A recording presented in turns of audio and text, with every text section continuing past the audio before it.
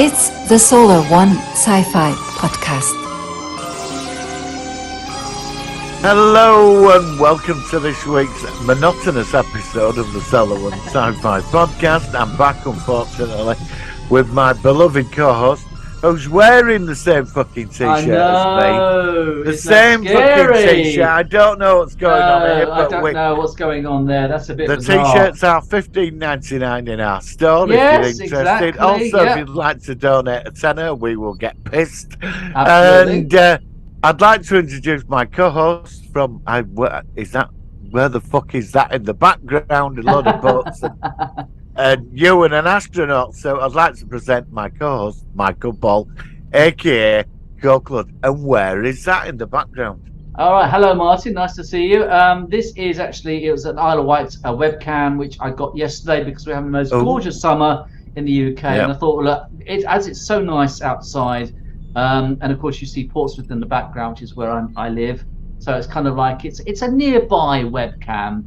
And I do sometimes like, obviously, if you listen to this audio, you won't give a damn about the webcam in the background. So I apologise for that. But it's just one of those visual aspects I like to do from time to time. So, yeah, gorgeous weather. Hosepipe bands are going on over here now. Heat wave again, building up again. Some people loathe the hot weather. I adore it. So it's just kind of like, we all react differently to different things. Give me summer over winter any day. So how are things with you in your fair part of London City, as it were? How are you? How am I today? It's the background's gone wrong. Yeah, what's that? What's that? Well, it was an invaders, but you can't see the UFO. So that's all right. Coming to you by the power of special effects. I think they say by the power of Grayskull. Then, for some reason, I don't know why. No. It's it's wonderful. I love this weather personally. Yeah, it's great, isn't it? I love it. Makes such a difference, and apparently it's going to continue at least for another few days. Oh, here we are. You got the wallpaper, which is on the t-shirt now, which I designed. Nice. So it's all going on this week. Lots of visual aspects of this show. Before we obviously came on here, we were talking about news and stuff which has been going on, and I think the only news really, it's more of a review of obviously The Orville has now finished season 3. Episode 10 was released last week. We've obviously both seen it, so before we go into our focus of the week, what did you think of the last episode? I thought it was the best one yet. I thought it was very intelligent how they went into the whole Prime Directive question. I found that the more interesting aspect. The rest of it were comedy. A lot more comedy. They finished it. If it's not getting remade, I found they finished it in a beautiful way. Almost full circle. Yeah, we've gone full circle. But a fourth season, they will have to reinvent the whole thing now because they've closed the arcs off. Yeah, I mean, it's funny because when The Orville started, it was very much more of almost like a Star Trek parody. It had a lot more of a comedy value, and it soon settled down in season 2. I personally think the balance between comedy and science fiction in season 2 was the best. Season 3 was more like a standard drama with a tiny peppering of comedy mixed in. But this last episode, the comedy was quite prevalent. It was quite forefront. And it really made me laugh. Bortus at one point was Elvis, I think he was. And there was just a lot of funny scenes. I can't remember the character's name, but the one, Ilara, is it? The one that's left in season 2 because gravity was... she turned up at end, didn't she? That was a nice return to see her character. And it's strange because I was expecting more of a sort of like... a big battle season finale. We had that last week, and I've heard one or two people saying in some ways it might have been, I don't agree with this myself, but some people were thinking it'd be more likely that this, not lighter, but more of a less intense episode would be more likely to have been last week, where the big battle episode would have been this week. I personally think that the way they did it worked out really well. I agree. Because last week with the space battles, it was literally one of the most visual things I think I've ever seen in TV.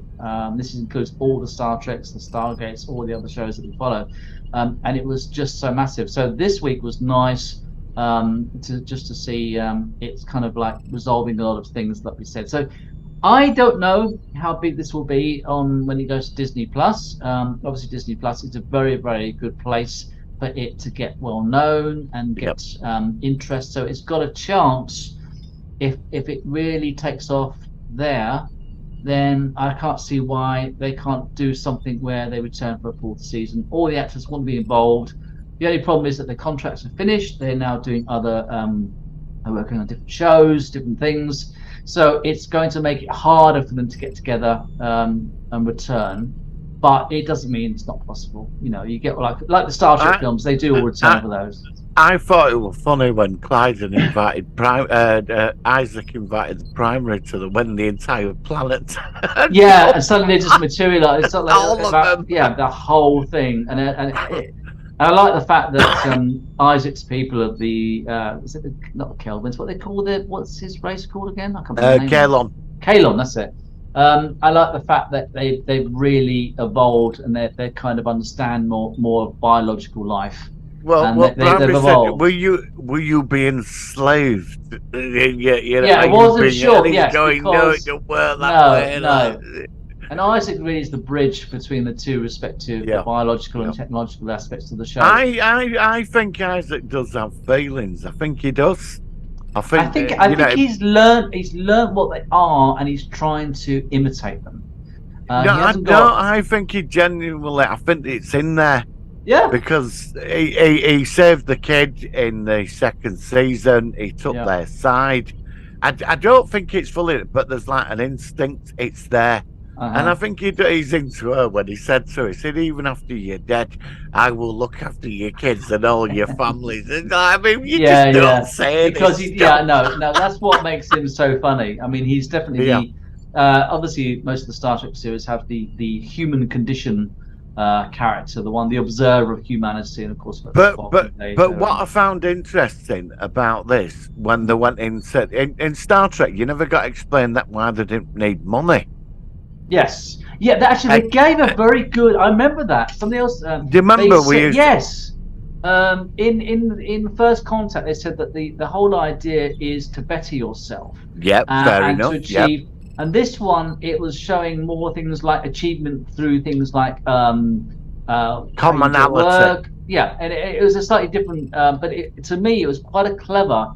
Well, it answered the question analysis, which Star Trek never answered. Yeah. Exactly. And I thought that was genius, because what it was when she wanted to go home, because I thought, was she there just to try and get some technology and go back to her planet? And when they caught her, because she kept asking, you've got all this, then why haven't you turned up on our world and given it to us? And we never got it answered, and she kept going on about that, and it was freaking her out, saying, call it a freak anybody out. Sure. But they obviously they were evolved, they were better than, And then when she tried taking that tablet with all that knowledge on it, which would have advanced her species centuries ahead of its time. Yeah. She took her to that simulation and said, a couple of centuries ago we went to this world and they were just like you, and we gave them technology. It destroyed itself. Yeah. And they destroyed themselves. Yeah, and it really freaked her, and it was like, it wasn't her fault. She was trying to do right by her people. I get that, but it was the lesson saying your people have to get there, and naturally rather than artificially. Yes, it's going to be a natural and she thing, said the problem is that with this technology, there'll be some that will hoard it for themselves and try to exploit it, and we can't allow that. And Star Trek never answered that, and they did. They did in this. Yeah, they did. I mean, obviously with Star Trek we had different sort of parallels. We had, of course, the Third World War, the eugenics wars. We had some really bad dark It was times, a long time before they got there. Yeah, but it was only after the World War III that the nations started to come together. Well, they had no choice. No, because otherwise they'd obliterate themselves. And that's the whole. Basically. But it was very clever, and I have to ask you a question though. Which did you prefer, season 3 of the Orville or Star Trek: Strange New Worlds season 1? That's a tough one. That's a tough one. I have to say, Star Trek Strange New World, I am a big fan of. But if you wanted to get a 100% feeling towards the Star Trek series, the Orville nails it. It's still slightly ahead of the. I have to say that I apologise, but it does. Do. I felt like this season, a lot of things have been answered this season. A lot of moral. Yeah. The things they've set out have been very clever. Mm-hmm. And even with Earth from that planet where they're all voting and it's a horrible place, even that question got answered. And I have to say, for me, this was the best episode of the series. Really? On an intellectual, intellectual level, not action based battle. Yeah, it's specific part of it. Yeah, as you say. In all the years I watched The Next Gen, they went on about Picard going about bettering himself. We don't need money and all. Never answered or explained it. In this, they answered that question. And a very clever way they did it. Yeah, it's a very clever way they did it as well. I feel that the Orville is more Star Trek than Star Trek. It is Star Trek, but Strange New Worlds is awesome. Oh no, but this is not us having it. We love Strange New Worlds. But I find that the Orville is it's like the Next Generation. But basically. in Strange New Worlds' defense, the Orville, especially the first half of season 1, it needed to settle down a bit. I think that Strange New Worlds season 2 will be even better than season 1, and I think that it's don't get me wrong, it had a fantastic first season. And of course, the Orville is already into season 3, so they're a lot more settled and they're not much more aware of what they can do. But whatever. I mean, they're both great series. They're both very, very enjoyable. Yeah, but Orville's very it is Star Trek. I mean, it is what. Oh, it is. You know, the one thing you say, I've got issues with warp thing in Star Trek now. Oh, have you? What's that? Well, no, you know, it's just like a bright light and you know, it's not like when you used to get all them like beams around the ship.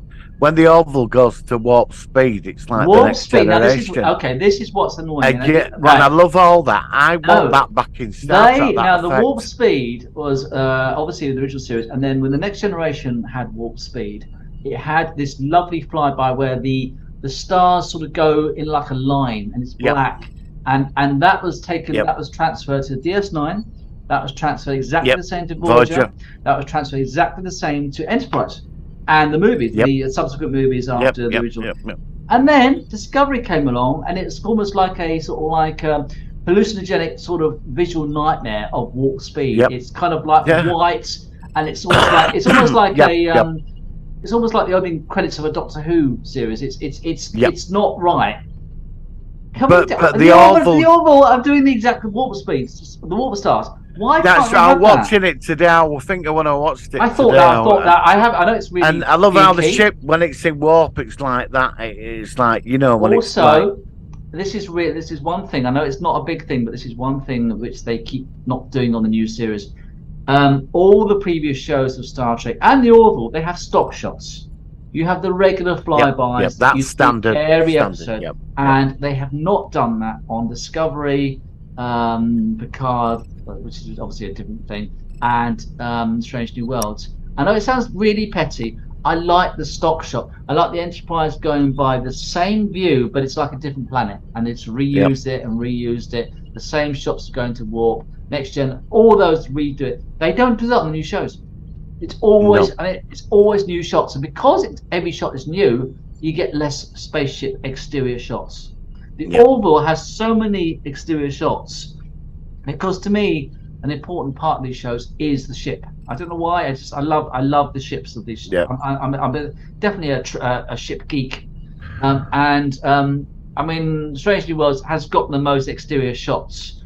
The Discovery, you'll be lucky if you see one shot of the ship per episode in a lot of episodes. Picard, of course, is a bit different because they're on Earth in the 21st century. But can we just have some regular shots of the ship flying by, mix them in with the scenes? That is one thing that I know it sounds really petty, but they need to have that back. I totally support that. Get warp speed back again. I want to see warp speed, which we've seen in 4 Star Trek series for over 20 years, 18 years, I think it was. Bring it back. I know it's dark, but let's have the warp back. That is what warp is. Daft. Don't know why they can do that. Have you? There is something that's been doing the rounds on the internet. I'm going to go into Predator Prey in a minute. Oh, great! I want to hear about that. But go on. Yeah. Eagle Moss. I don't know if you know who they are. Oh, I know all about it. Apparently, the company is in dire straits. Now, I've never bought these models, but I've seen them reviewed, and they look absolutely gorgeous. And it's just something I've not got around to getting. I've 3D printed some stuff, but it's obviously not as good as what they do. And apparently, they are in a few financial woes. I think is it a British company? Yeah, it is. Yeah. So tell me what you've heard about it your end. Well, I've got a couple of the ships. I never subscribe; just pick them up when I, because they're still on sale. I don't want to be subscribing to that every fortnight because I've got nowhere to put them. Yeah, me neither. But I managed. I got all the Eagles of Space 19. Oh, okay. Yeah. Because it's not just Star Trek. Luckily, I got the last one to release, so I'm quite happy because they're going to go up now. Because the value go up. Yeah. The company's gone bust. I was watching a couple of videos. Did you remember when they released the Star Trek Enterprise D build for the next generation? I know something of it, but I don't know specifically about it. Well, it is a bit of a con because what it is like you've got the Back to the Future, what is it, DeLorean? Mm-hmm. Well, these kits, I mean, obviously when they're built, they look amazing. Right? Yeah, like sure. they're really big, but you right. I've never really gone down the path of all this, right? But I was watching a couple of people on YouTube and they're really pissed because it's like they say they bought a DeLorean, like it takes you 2 years or 2.5 years to acquire every part, so you're paying 12, 10 quid every I didn't know about all this. You don't just get it as a big model. I didn't know that. I don't these things are about 1.5 foot big. I mean, they're massive. Yeah, I know they're big. Right? And the detail is superb. Well, let's go with Enterprise, the Galaxy class. So that came out about a year and something. It's 2.5 years, and you're paying. I think it's 10 or 12 quid a fortnight, and after 2.5 years, it's like a lot of money. That's they send you a bag of screws and a piece of plastic, and then you put it in a box. And I didn't know about this. I thought they were always just. Well, no, you don't know because the full price of these models are about $2,000. And that's why over 2 years, like 1,500 quid, or because this guy in America, he was building Galaxy class. Now he's got almost at saucer section, and won the cell. That's good. Right.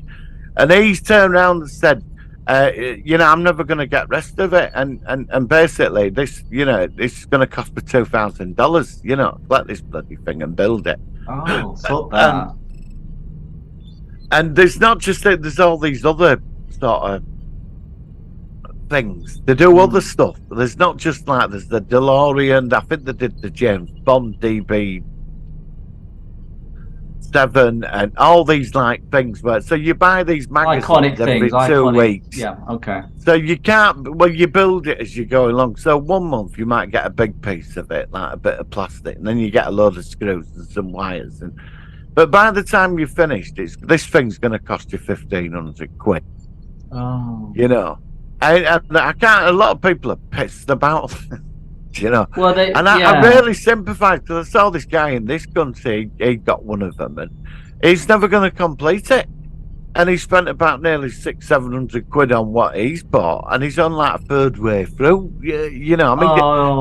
Could you buy it now? For me, I could not buy a magazine every 2 weeks for 2 years waiting to build. So I'd rather just go out and pay for the bloody model kit, and either get a friend to do it or do it myself. Because some people do. I'm not knocking it. It's like that dear Augustine thing. They do it. The release things, like there was a Terminator that got released. Right. And it looks stunning. I think it stands nearly 2 foot. But if you're gonna buy it, it's gonna take 2 years to get all bloody parts. Stop that. No, I mean I've seen it. Now it does look good. It does. Yeah, I know. But come on. I mean, sit there for 2 fucking years, man. No, that's crazy. I mean, I've seen the models that they release where you just buy them and they're not big, but they're good. They're fair size. Yeah. Now they're lovely detail. I don't mind those. I didn't know about this bit. That's the collection range because amongst the Star Trek, they do some of the best stuff, especially the big 10-inch ships. They are stunning. Yeah. But there's no more. I know it's gone into administration, so I don't know. I mean, I bought the odd one. I've never really gone into subscribing to stuff and having that coming through door every 2 weeks, and costing far more than you know. Well, it's filtered through, isn't it? It's very slowly trickling the money away, and then that's why they do it. But I wouldn't do that. Yeah. I would never do that. I mean, but they've gone under. They've gone under, and they're into administration. So why do you think they've gone under? What do you think? I think it was the pandemic. Well, what's the video guy talks about? It was the pandemic. Okay. I think he was saying it was pandemic. Do you think it's also part of the economy and the fact that people are going to have less money to spend? Yeah. It's a combination. And I think they probably overspent on so many projects, getting it out there and. Well, I don't think there's filtering this thing, the 2-year thing. And their customer service is diabolical. Apparently, it's really bad. Yeah. And obviously, we're just sort of reporting this. We're not actually directly saying that this is from our own perspectives. No, I'm not. We're just saying we're hearing from this. So, Eaglemoss, if you're watching, we're not doing a personal accusation. We're just talking about information that we've send heard them just send people the parts or give them the send them money the part back. Exactly. Because there should be some way where if you're subscribed and they know that they've sent you, say, I don't know, 6 months worth of bits, that they should have some obligation or some offer of some way to at least finish off what you partly paid for the project. So I hope that it gets resolved. I hope that Eaglemoss can have somebody to get them out of trouble. Where's Paramount? What are Paramount doing about it? Because they're the copyright owners. Oh, I don't know. It's I also, I'm going to give a shout out to a YouTuber guy called Cyphernautics, Australian. I love his. He's always giving updates on the latest episodes of Star Trek, The Orville, and stuff like that. And he has got his own T-shirt range. I've never purchased his T-shirt. Yeah, exactly this. But what he does is he's a bit like me. He's a photoshopper. And he uses kind of like icons from Star Trek. He doesn't physically take their material, and so you'll have like a silhouette of a captain and not have the face, but you'll recognise it as like Scott Bakula or Patrick Stewart. And apparently, Paramount or some bot has got in touch, reported him, and he's now no longer to sell products because of copyright issue. So I'm really surprised that Paramount. In the end, you get these bots. They've got these things that go online. They visually they can connect stuff, and they can say, "Well, this is with the copyright thing." Even though that your work is yours, it also is integral to our product, our licensing laws. So you can't use it. So I'm hoping he can find a way around it because in the end, it's just a big sci-fi. Well, I don't want to name names, but I watch a couple of YouTubers that talk a lot about Star Wars. Mm-hmm. And they sell their own T-shirts and stuff, and they use the images but alter them. Yeah, this is what this sci-fi. And they seem to be getting away with it. Like the. I think some people do. I think you've got a bit more leeway with Star Wars. Like in Star Wars, you get the reviews, like the Andor trailer, which has recently come out. You can have a reaction to that. You can't have a reaction to Star Trek Strange New World Season 2 for a trailer when it comes out. You won't see that online. Yeah. Because Paramount, from what I've seen, that Paramount and Disney are quite different in respect to their licensing laws and they say it's their intellectual property, I think is the term. Yeah. They so like I said, if Cyphernautics can maybe do something which isn't, but he's a Star Trek fan, so I could understand. And you really, YouTube, you can't really make money out of it. I've tried. It's copy. I mean, I've had this myself. I can't monetize on my channel. 101,000 subs, and I'd love to make a bit of money, especially at the moment with all that's going on in my personal life. But no, I mean, only the really, really lucky people can actually make anything out of YouTube. Well, I suppose, I mean, there's a lot of the YouTube sci-fi commentators, right wingers and left wingers. They use Patreon and I thought about that. I haven't got the time to set up. I'm thinking once you go down that path, you are beholden to people. There's and then really because it's more of a job. It's less of a kind of hobby. It's more of it's almost like an employment. Yeah, there was something interesting. There was something I came across. There was a YouTuber who has a lot of live streams. I've spoken to her on and off over years. Can't go on now because when you can watch it, but you can't talk to her. So I'm thinking, well, why can't I talk to her? And I noticed that what she's set up is on her YouTube page. Now she's only got a couple of thousand subscribers, but what she's done is, if you want to talk to her, on her live stream, you've got to join. She has the joining thing, and then there's free payment thing. I've seen that. So say me and you did a live stream like twice a week, and and people could, like, normally if we did it, people could just come on and talk to us, right? Or we have a panel. Sure. Now some people, what you can do is you can set up this join thing, and you can like charge $1.99 a month to come on and talk to you. And she had 3 different price levels. And $8.99 a month, you got these tier things where you'll get private and all this. And I was like, well, when did this start? So like, say you and me did like a live stream, we could set up a join button and start charging people. I mean, this is where we're at now. I've seen it. I've never. I mean, like I said, I've never. No, I mean, it's kind of like it's the environment. I mean, it's getting like that now. With regard to these different aspects, you can also give it like a thanks. There's a thanks button where you can give a thanks. So there are these different aspects. So it's just a changing world. I mean, like I said, we don't do this to make money. We do this because we like the genre. But if you'd like to buy our t-shirts, they are £450. And Michael will drink an entire bottle of vodka for a £5. And it will be an interesting show. Yeah, what should we call it? Solar, the Solar One Squiffy podcast. Yeah. And if you want to join our channel, it will be £600 a year, and you'll get exclusive benefits. And you'll get 3 minutes of extra footage from us. And a signed photograph for £25. Yeah. And so please sign up. Exactly. Now, before we go into our focus of the week, because we've got another 10 minutes before we got to reset our. Well, I think we should call out now and then come back on. Fine. All right. Let's come back, and then when we come back, we can go Klaatu Barada all the way. And then once we've done that, we'll quickly discuss Prey as well before we finish the show tonight. So let's go into our focus of the week. Here we go. It's the Solar Sci-Fi Focus of the Week.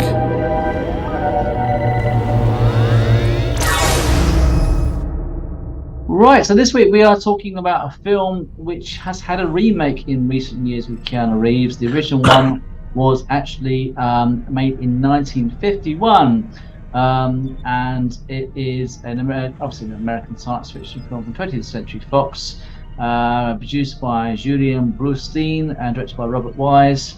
And that is, of course, The Day the Earth Stood Still, which is set during the Cold War. And in many ways, this film is an educational piece about responsibility and where we're going as a people.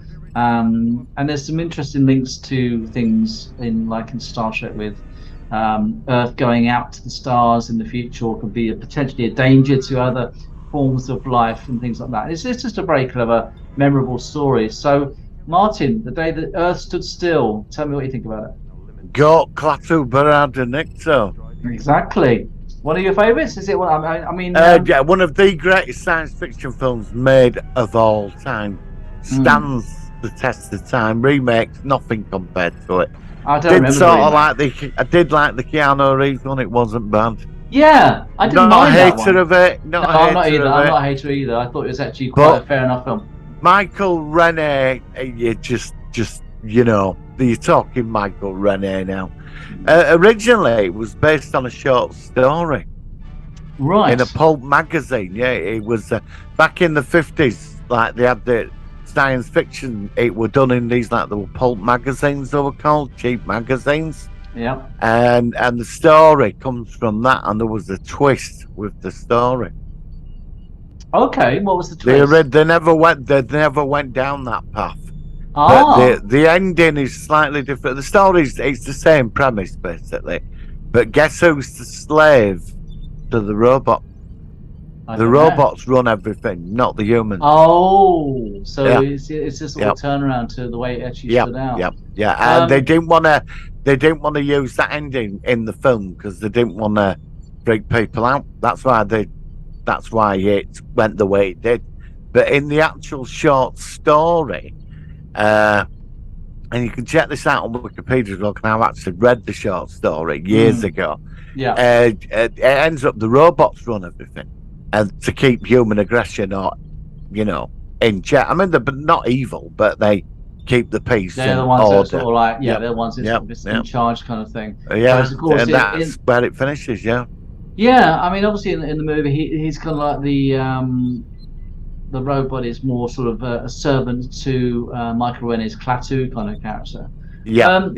So I mean, it's weird because I there's not a great deal of sci-fi films in the 1950s that I always remember. The ones I remember obviously is this one, The War of the Worlds, and The Incredible Shrinking Man is one of my favorites as well. There are a few, but this is definitely one of the earliest examples of a proper sci-fi concept film. Yeah, because a lot of sci-fi 50s, it were bad, wasn't it? There's a lot of cheese.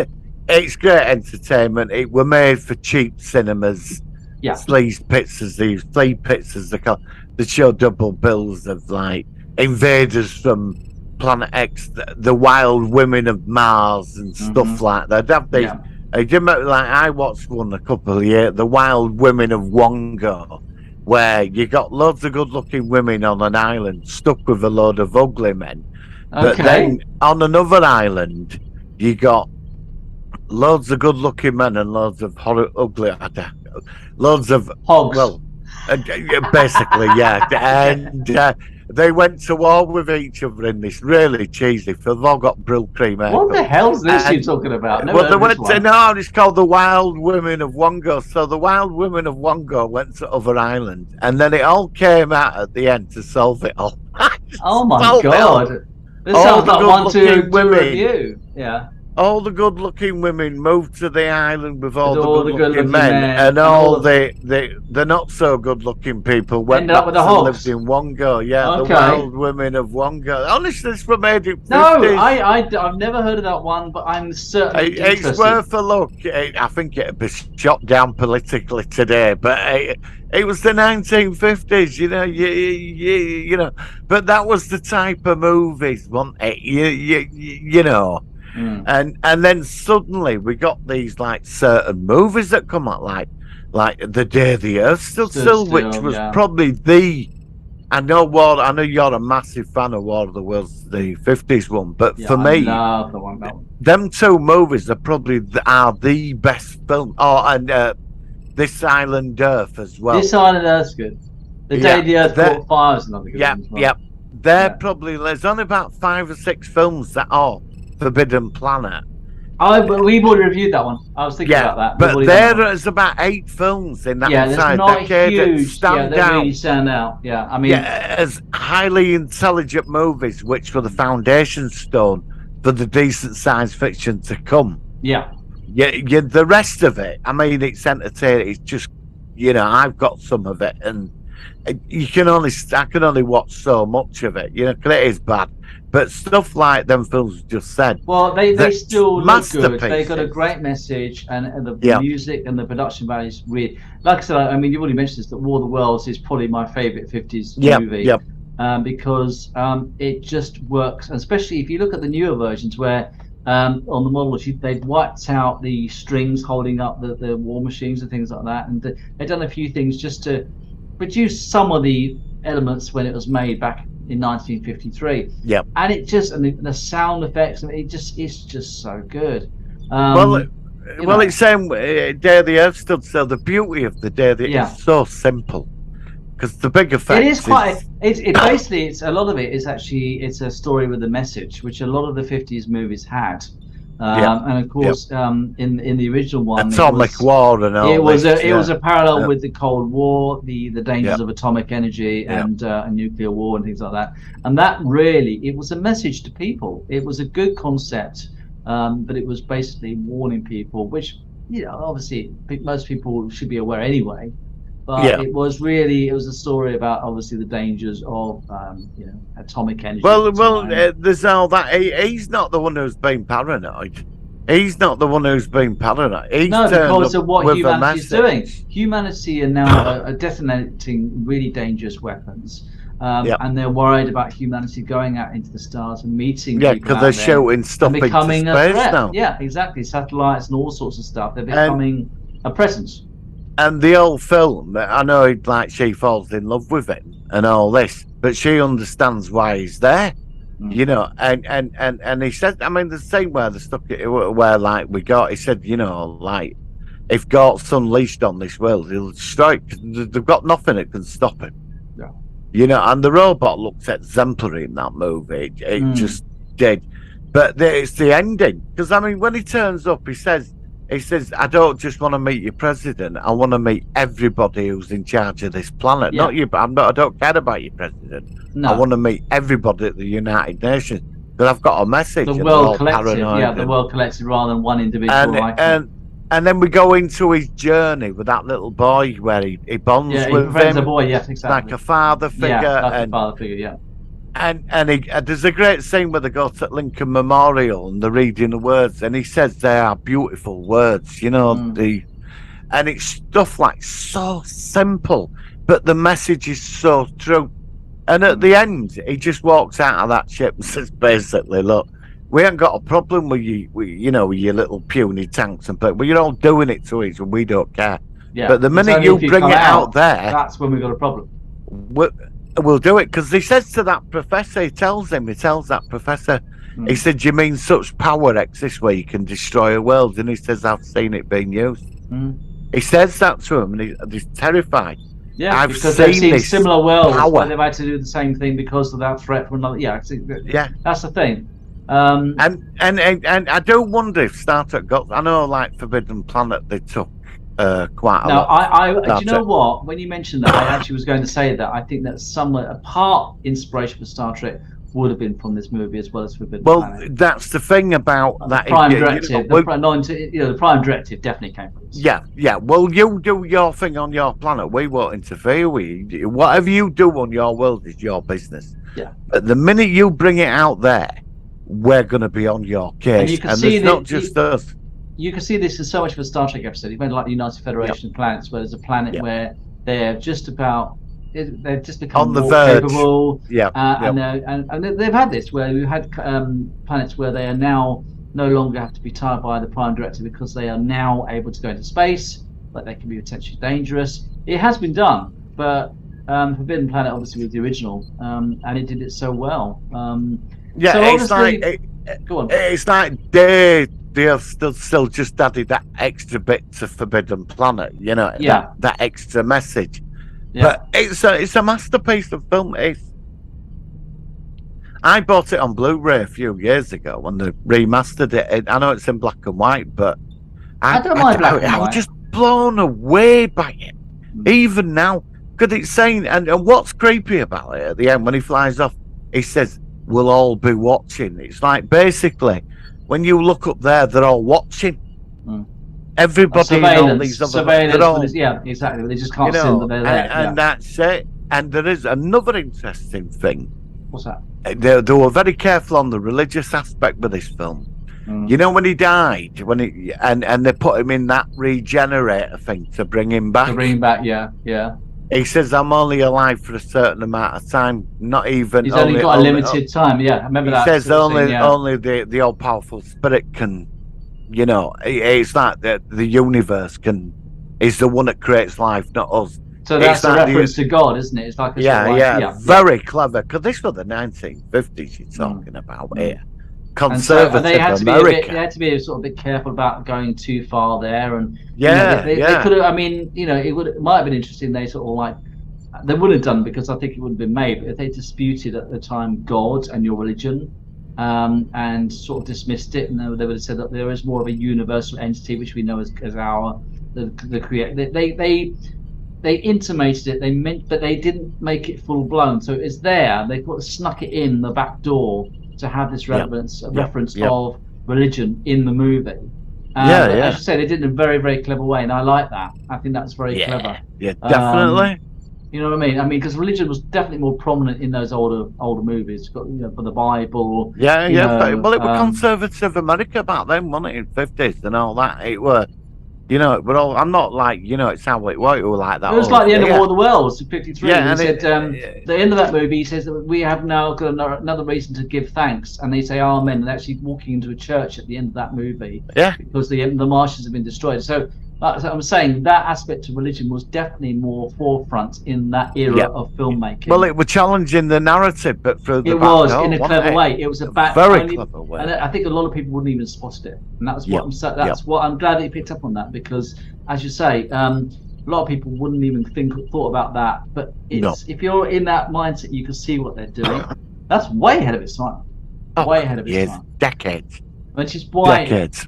I mean, I won't go too much into it, but the remake with Keanu Reeves, it had a different message as well. I think, was that more to do with pollution and the actual? Yeah, it was more environmental. It had another message, but it was a different message.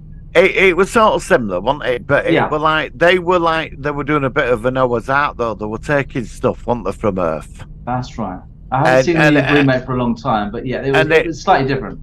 And he said, we can save the planet. He said, you're the problem, but there ain't a lot of planets advanced like Earth, like a life-giving planet in the unit. He said it's a rare thing, and we have to step in now. And I found that was sort of interesting. Yeah, it was a nice clever twist. Rather than the Cold War, it was more of a environment message. So, like I said, both those films, it's a film with a message. I'm not a hater of the. I went to cinema to see it. I don't mind the remake either. I think it's very good, actually. I like God. I like the giant. It was huge. It was really big, wasn't it? And then it was like a bloody Godzilla size or something. Yeah. And it has some good effects. I'm a big Keanu Reeves film. Every film I've seen with him is really good. So, but obviously going back to the original, I mean, it's certainly a classic. I mean, do you think it could be remade again at some point, or maybe? Would you? It'd be interesting. I actually thought about this years ago. Like, it's where does it come from? Is it like a federation out there? You maybe seen more of where it comes from and how the universal politics works and things like that. I had this concept that sometimes, like some B movies, it's like they're all in the same universe and they're all linked together. You mean?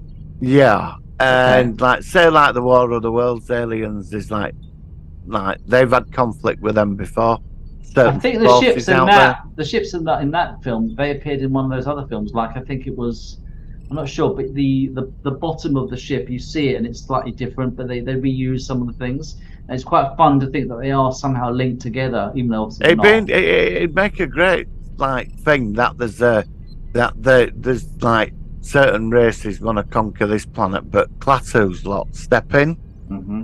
Do you know? I mean, if you could put it as like B movie universe, it'd be an interesting. It will. I can see that. Happening. Could a TV series work today? That was my next question to you. I would certainly check it out. Again, it depends on the direction it goes. I mean, obviously, I don't know. It might work. It's kind of quite, like I said, the actual movie is quite self-contained. Although we're talking about options, I don't know. It might only work as a movie. A lot of it, I think, if it were a TV, say a 10-part series, a lot of it would be set on Earth, wouldn't it? Him exploring. It would be. I think it'd be more of a. I think it'd become a generic kind of alien on Earth, learning humanity. And that probably wouldn't be enough for it to be standing out as. Because you don't really find out where he comes from. We know he's part of something big, and these robots patrol the spaceways and protect their territory or their society. That's what you've. there are so many movies or TV shows where it is an alien on Earth, and it just sort of fizzles out. So I don't know. I mean, I think the prime example I'm thinking of for some reason is the remake of V, which had the ships all over the cities of Earth, and I think it was only cancelled after. I think it went 2 seasons, and I was a big fan of the original V. But what's the new one? I didn't mind the new one, but it's kind of like, it's one of those things where sometimes it's better just to have one standalone movie or maybe a sequel, like Independence Day. That's very good. I mean, it had a remake of that. So, it's a good movie. I mean, it's reading the actual notes here. Kenneth Kendall was in it. The newscaster was it says BBC News presenter Kenneth Kendall appeared in this movie, and I couldn't remember that.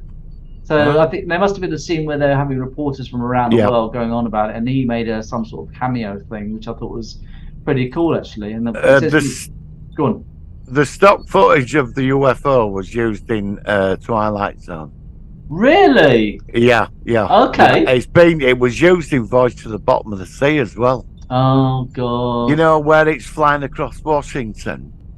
That and the actual saucer was used in other stuff as well over the years. Yeah, well, you get shows that remake. I mean, I know it's one show. Obviously, it's a show I love, and you're not a big fan of. It's the Incredible Hulk, and I love the Hulk. That took footage from Earthquake, and it also took a lot of footage. Oh dear! That took footage from Duel from Steven Spielberg from 1971. So you do get these TV shows that rip off special effects footage from the old films to save money, and so it's hardly surprising that, say, the Twilight Zone would take stuff from this movie and make it into the actual episode of what they were doing, because obviously it's aliens and UFOs and stuff. So yeah, it's certainly a good film. I think it's certainly unique. I like the remake, but yeah, I don't think it would potentially work as a TV series. I think it would be a 1 season, and it would just fizzle out. Personally, it's a shame. I don't know why, but because it'd be him just being on Earth, wouldn't it, investigating? Most TV adaptations from movies don't work. No. I don't know why they don't work, but they just. Well, there were. I found out there was a TV. Do you remember Starman with Jeff Bridges? Yes, I do. There was a TV series for that, and I've only seen 1 or 2 episodes. They made about 8 episodes. Got cancelled. Absolute crap. Well, he comes back 20 years later for his teenage son. I only saw the Logan's Run TV adaptation recently. We featured it, and I thought that was quite good. I love that. It does. They do something as well, and that got cancelled as well. So just because a show gets cancelled doesn't necessarily mean it's not a good show. It's just sometimes it just doesn't get the ratings. That's true. So again, it's very hit and miss.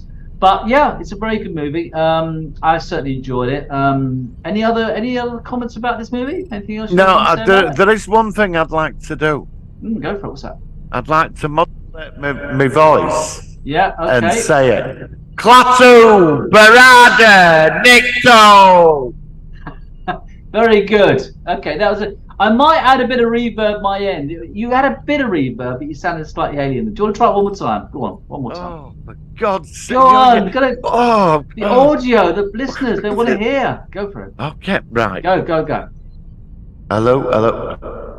God! Klaatu Barada Nikto. I could mix that into the intro of this week's episode. You might see that beginning when I edit it later on. So, great movie though. Glad you enjoyed it. And like I said, it's one we needed to feature on. It's certainly a classic film. And if you've not seen it, where have you been?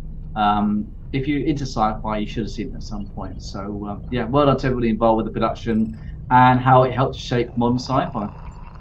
On that note then, obviously we're going to wrap up things quite soon, but did you want to talk about Prey, the new Predator prequel, which I saw just a few days ago? I've seen it twice now already, actually. What did you think of it? I just thank you, but it's yeah, okay. it appeared on my screen, and Right. I watched it, and by magic, and Yes. we've done a lot of Predator battles on this channel. Yes, We- I was wondering. This is why I was talking, As- especially with your background video. Your Yes, we've had Jimmy Corkle, Pat Butcher, Captain Kirk, a Jedi Master, even Mr. I dare to say it, Mr. Motivator, Oh, and I'm God. going to say even the fucking 70s Hulk had a go at Yes, it, he you know? did. Yeah, none did too well, did they? And Arnold Rimmel with his curry as well. He beat him with his Yes. curry. So what do you think? I fucking loved it, man. Did you? Right, this is, yeah, I loved it. I'm going to tell you why. Right, when this, I'm not going to name names, but there's certain, commentators, sci-fi commentators, when they showed the trailer, I'm not going to, I'm on about these people. Yeah, go on. They showed the trailer and straight away they attacked it. Oh, it's a feminist movie and it's loads of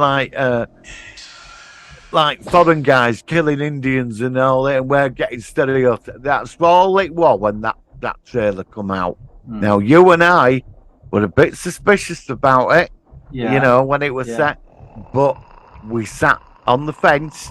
Yeah. And we waited till we saw it. Now there were a lot of people coming out of it, and this were on a 1 minute fucking trailer, right? Condemned it. Mm-hmm.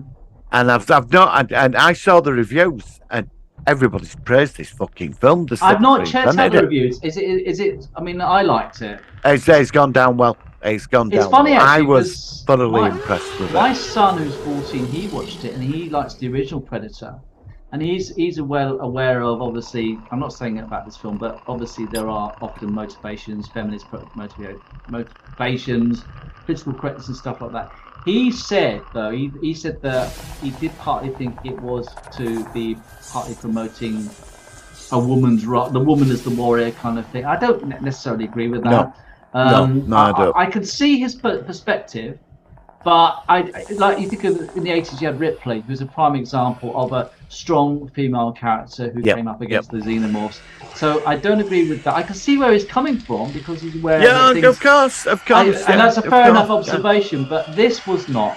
It was a very clever. I mean, did you notice it's not a flintlock, but the gun he had at the end of that was the same gun that you see at the end of Predator 2. I don't know if you noticed that. Now, I don't know how it's linked together. So that was a nice link. One thing I want to ask, which you might know about, was that the Predator's face was different from normal Predators. Was that the type of... There was a taller Predator in I think, The Predator. There was one with two Predators.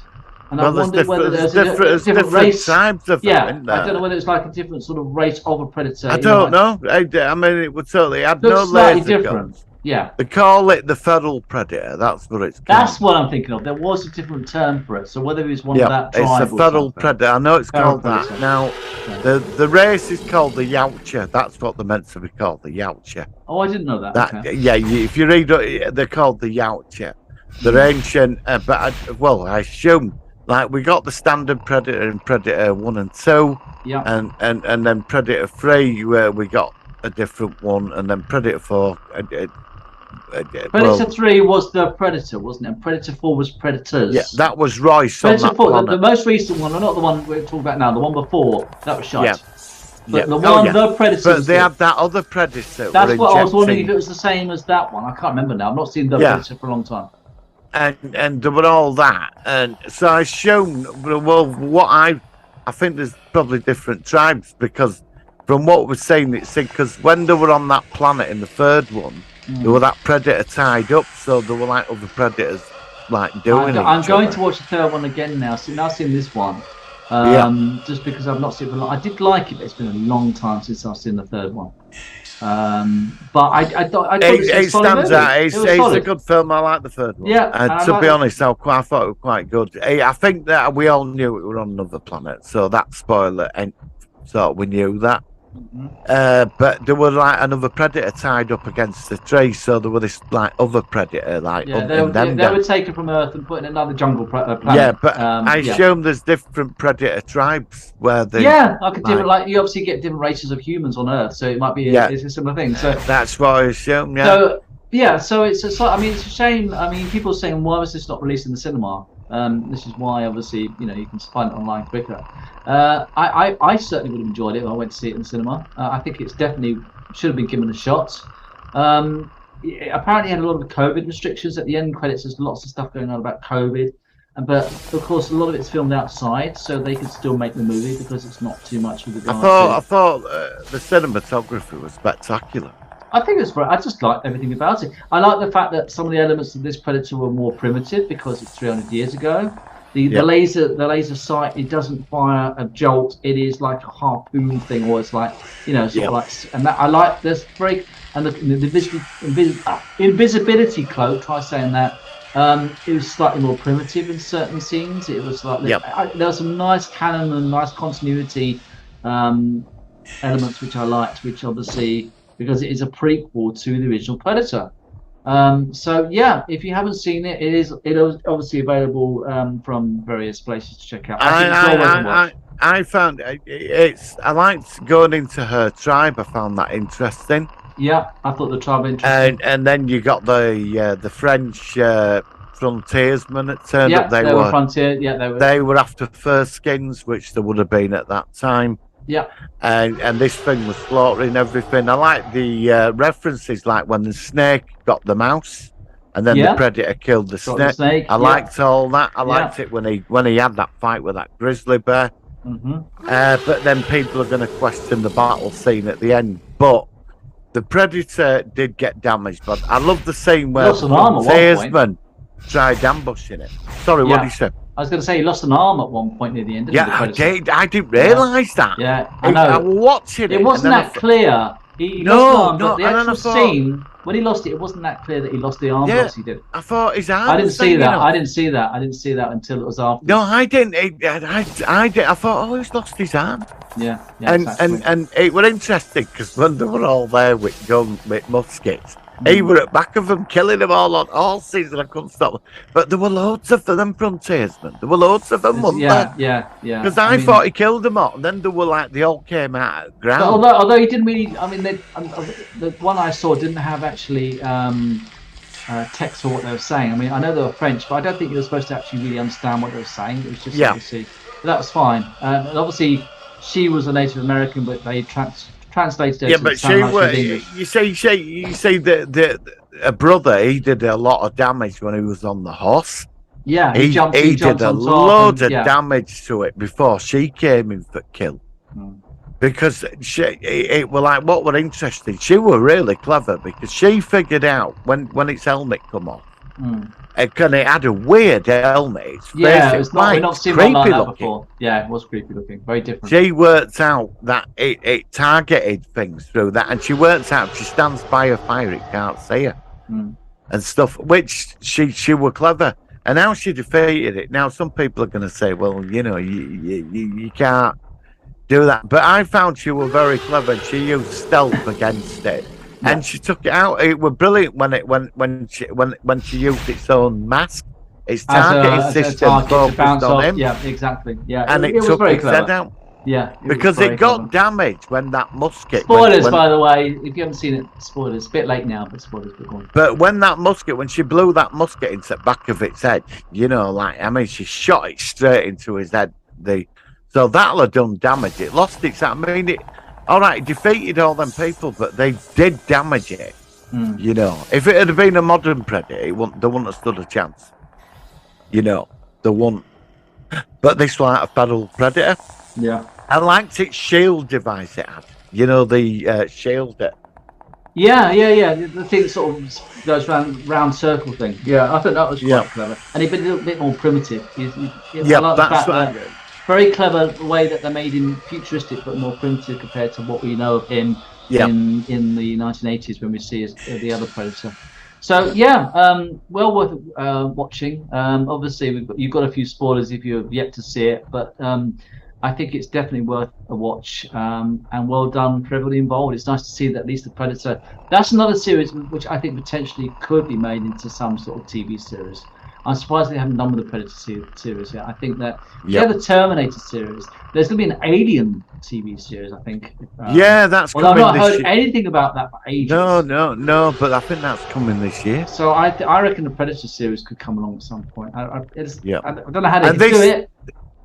This never got released at the cinema then? No, it's on Hulu. I think it's on Hulu. So, but it didn't feel like a TV movie, if that's the right term. That's not what I thought it was a full-scale budget movie. But apparently it wasn't released. And this is why I think it's on Hulu. I don't know. Some things that Bill and Ted was saying. Bill and Ted Face the Music. That wasn't in the cinema, and that's a Bill and Ted movie. Oh, right. And it's strange that some things do and some things don't. But it might be indicative that cinema is becoming less prominent now, and people have got good sound systems, big screens, and they don't want people coughing and spluttering and eating popcorn next year. We said this before that. I love cinema. But I've not been to cinema since before COVID. Nah, so Elvis. Oh yeah, I remember. I think you quite like that. I think you posted on your page. I do recommend it. Yeah. Oh, before we go, very quickly, that Elvis comedy.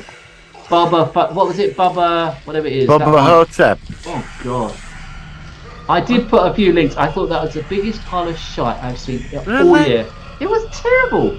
It's a cult movie, I thought it was shite. Surprised I thought you'd have been into that. I'm really surprised by that. It's just really weird. And then suddenly it's become, there's a mummy, and suddenly I just didn't click with it at all. I just don't know why. Okay, no, fair enough. I just thought it was shite. But I know I'm in the mind. No, a lot of people did. I mean, I normally when I review and like things, it's normally with the majority feel the same.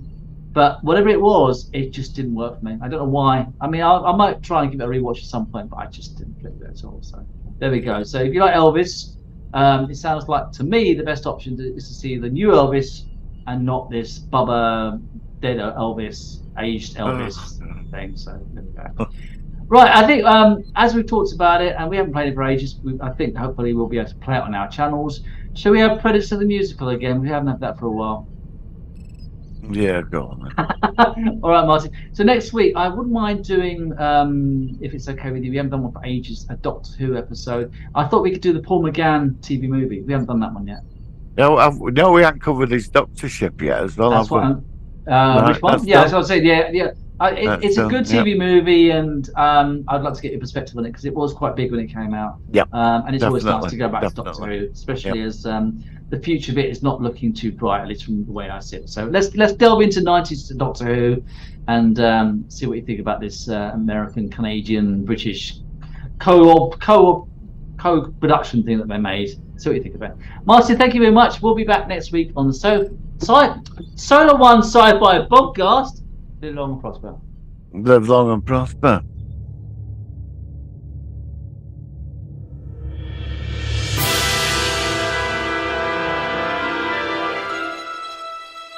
It's using the trees, watching and waiting, killing us off one by one. The chopper is close, but this thing is too fast. We won't make it, it's pointless to run. Talk, no more games.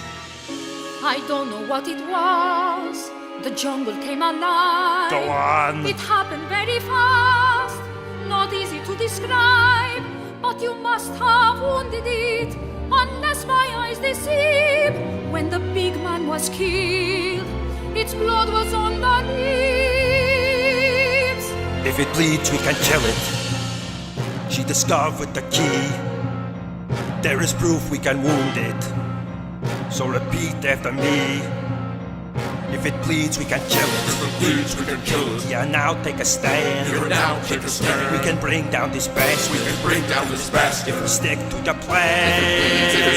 If it bleeds, we can kill it. Something's out there. If it bleeds, we can kill it.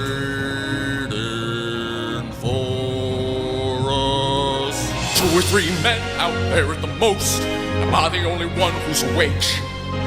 I don't believe in goblins and ghosts. Fucking lizard, give me a break. If it bleeds, we can kill it. An expendable, I say. Yeah, now take a stand. I woke up, why don't you? So instead of complaining, bullshit's not gonna you should work. give us a hand. I got nothing better to do. I saw it. saw it, goddammit, those eyes, they disappeared. It cut down my friend and it ran while I emptied that gun. If it bleeds, I can kill it. I saw it, goddammit. Stop shaving, you don't have a beard.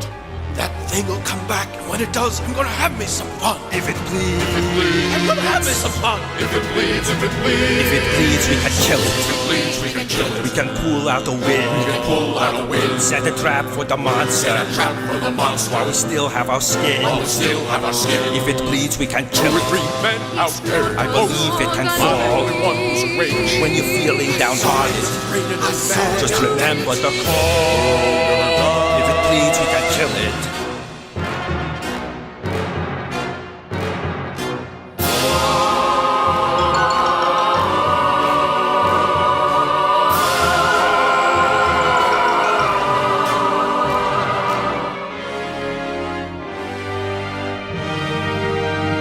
If it bleeds, I can kill it. Now it's all up to me. Mud all over my body, so the bastard can't see. It's a solo campaign now. Get revenge for my main. Hawkins, Mac, and Ramirez. Billy Dillon and Plain.